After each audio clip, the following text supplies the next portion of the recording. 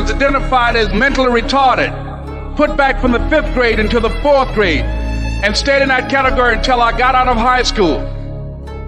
I don't have any college training, but I met a high school teacher who one day changed my life. I was waiting on another student, and when he came in, he said to me, "Young man, go to the board and write what I'm about to tell you." And I said, I can't do that, sir. He said, "Why not?"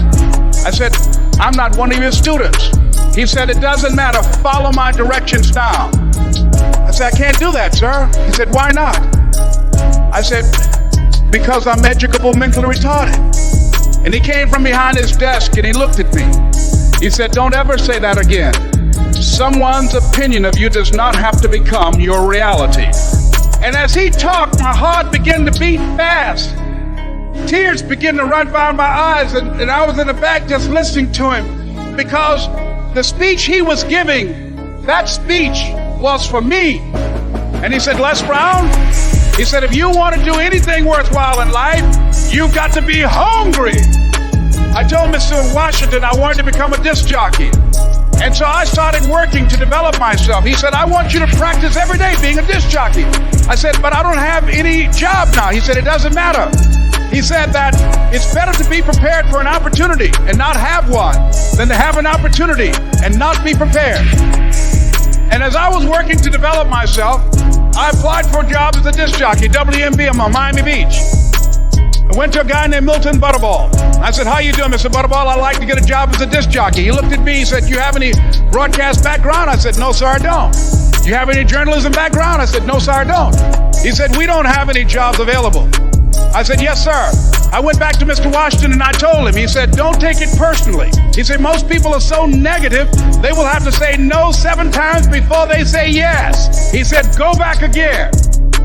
So I went back again. I said, "How you doing, Mr. Butterball? My name is Les Brown." He said, "I know what your name is. What do you want?" I said, "I'd like to know whether or not you have any jobs for disc jockey, sir." He said, "Didn't I just tell you yesterday we didn't have any jobs?" I said, "Yes, sir, but I know whether or not somebody got laid off or somebody was fired, sir." He said, "No one was laid off or fired. Now get on out of here." I came back the next day like I was seeing him for the first time. I said, "Hello, Mr. Butterball, how are you?" He looked at me with rage. He said, "Go get me some coffee." I said, "Yes, sir." And I went to get him some coffee. After a while, I would get their lunch and dinner, and I would go in the control rooms and take the disc jockeys their food, and I would not leave until they would ask me to leave. One Saturday afternoon, while I was at the radio station, a guy named Rock was drinking while he was on the air.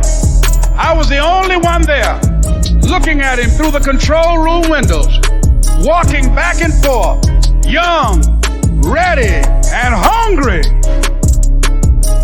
Pretty soon the phone rang and it was the general manager.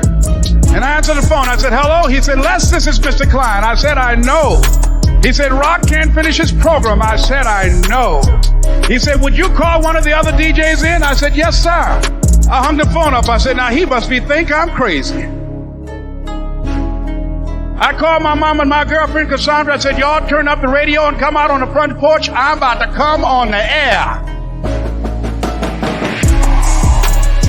I waited for about 20 minutes, and I called him back. I said, "Mr. Klein, I can't find nobody." He said, "Young boy, do you know how to work the controls?" I said, "Yes, sir." He said, "Go in there and don't say nothing here." I said, "Yes, sir." I couldn't wait to get behind those controls. I put on an old Stevie Wonder record called Fingertips.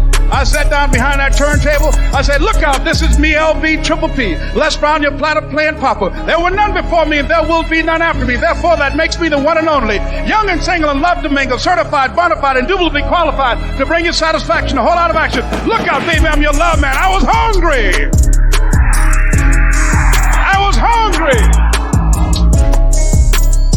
You gotta be hungry. Begin to know that you have greatness within you.